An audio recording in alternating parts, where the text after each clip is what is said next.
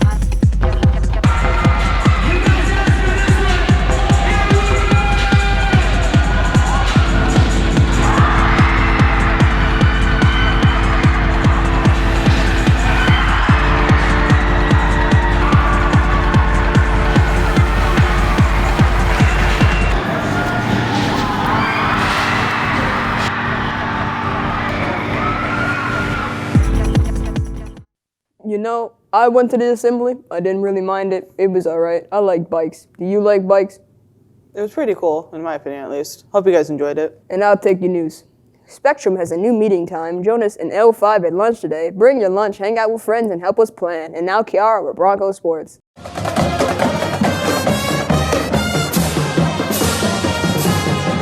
Today in Bronco Sports, we have track and field at Hillsborough at 4:30 p.m., softball at Wilsonville at 4:30 p.m., and baseball home versus Milwaukee at 5 p.m.